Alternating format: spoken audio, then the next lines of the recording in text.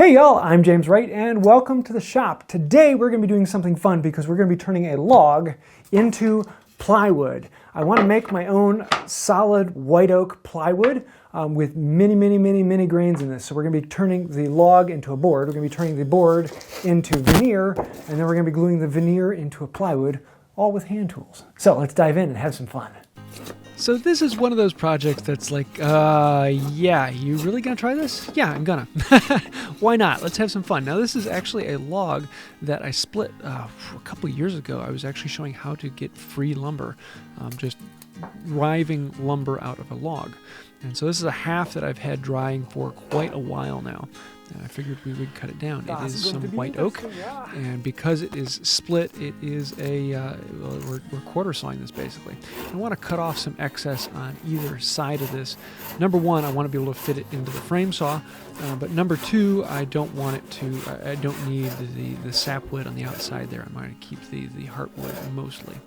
So I'm going to use my handsaw. Now this is a handsaw, not a panel saw. It's a 26-inch long 5 ppi handsaw. And so I'm going to snap a line down either side and then cut down so that my log is about 11 inches wide. So I want to get an 11-inch wide board out of this. So now that we have this cut all the way down on either side, we're actually going to mark off 1 inch in, and then from that we can then basically resaw this log, but because it's not resawing, it's actually sawing it. Use my big Rubo style frame saw. Yeah, you got to make sure you cut with the right side of the blade. It goes much faster on this. Now, normally I cut on the push stroke, but in this case I wanted to try it around and flip it onto the pull stroke, and I go back and forth. Sometimes I go on push and sometimes I go on pull. And in this case I ended up going on pull because last time I put the blade on backwards, and I didn't want to take the time to flip the blade around, so I figured, hey, let's try it the other way. So it's really one of those things that doesn't really matter. It's just a different body mechanic. It's just work. You want to try and make your body do the work and not the saw, and then eventually you make it all the way through, so it goes pretty well. Now I want to show the other resawing done with a regular handsaw, but to do that we're going to sharpen this up because it had been a little while. I have an entire video on how to sharpen the saw if you want to see that, as well as I did it live not too long ago where we go into that in detail. And once you get this sharp, it is amazing how fast they will actually march down through the log. Just make sure that all the teeth are right in line, and away we go. Now I have the board in here, and this is actually another board from another log because I need to cut another piece of veneer. And we snap a line on it and go to town. Now one of the big problems that most people have is they have the saw veering in the cut. And that usually comes from either number one, the saw is poorly sharpened or set wrong, or number two, you're pushing on the saw. You do not want to push the saw. You want to let the saw do the work.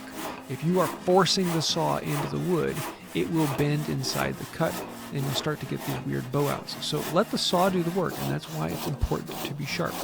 And I really wanted to show this, that you can do it with the frame saw or you can do it with just a handsaw. You don't need the big frame saw to do it. You can do it with whatever you have on hand. And in this case, you can do it with just about any handsaw or panel saw. It's just with smaller teeth. It's going to take you longer. But eventually you will get through, and work is suddenly happy because you can pull off a piece of veneer. And then you're left with all this dust on here. Happy.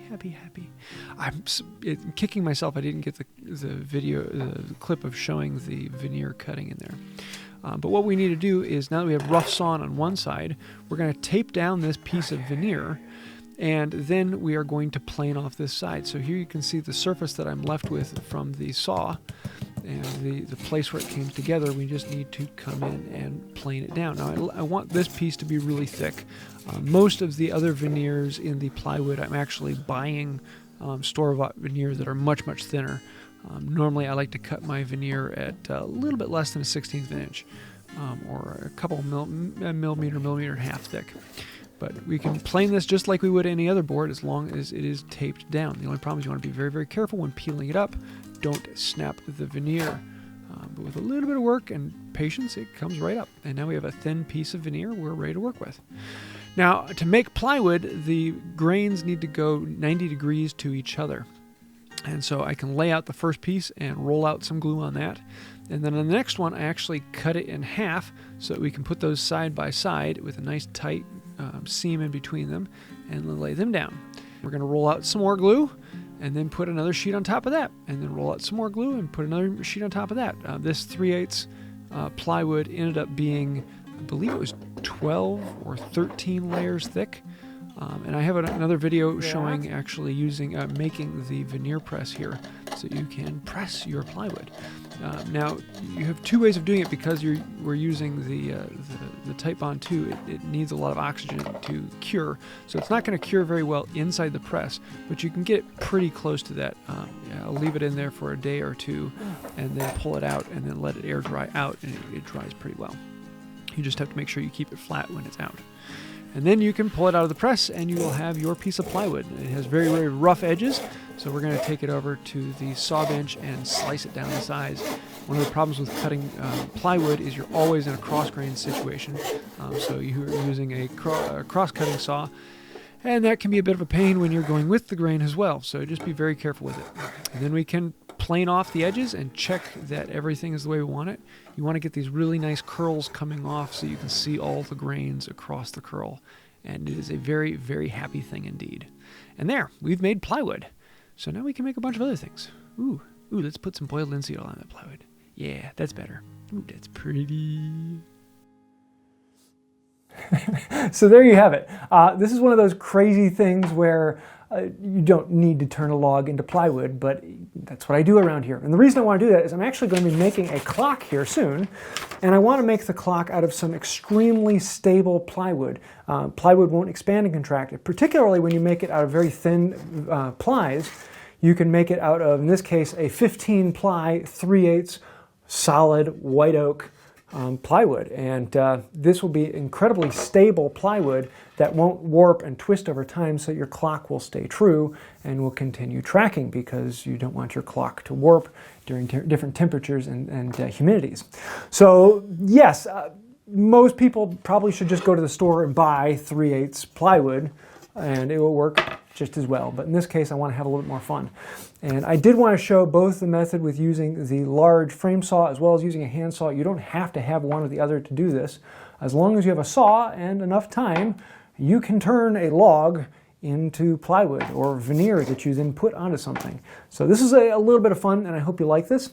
Now, the veneer I actually made was a bit thicker. It was about the thickness of 2 of these store-bought sheets of veneer. The store-bought ones are about a 1/2 millimeter thick. The ones I made were about a 1 millimeter thick, so that's why you saw when I put the stain on it. The outside layer is a bit thicker because that is the white oak that I want to be showing. That is the natural stuff from the log. So this is a fun project, and I'm looking forward to doing the video about making a clock, because we'll actually be able to show all the steps from log to functioning clock with hand tools, which should be incredibly fun.